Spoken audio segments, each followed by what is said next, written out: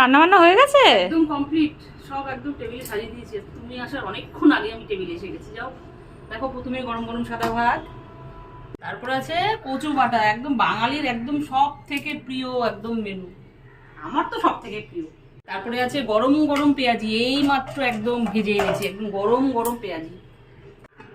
সাথে আছে একটা গাঠি কচু, ঝিঙে আর চিংড়ি মাছ আলু দিয়ে একটা তরকারি করেছি। তরকারিটার মধ্যে চিংড়ি মাছও দিয়েছি। এই তরকারিটা না খেতে খুব ভালো লাগে, চিংড়ি মাছও আছে তরকারির মধ্যে।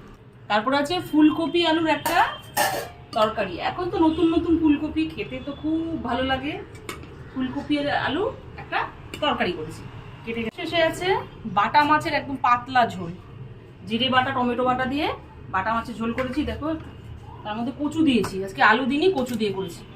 এই হলো আজকে দুপুরবেলার একদম গরম গরম ভাত দিয়ে খাওয়ার মেনুটা কেমন হচ্ছে তোমরা কিন্তু কমেন্ট করে অবশ্যই জানাবে। আজকের মতো এই পর্যন্ত, আবার দেখা হবে নতুন কোনো ভিডিওতে। ততক্ষণের জন্য টাটা।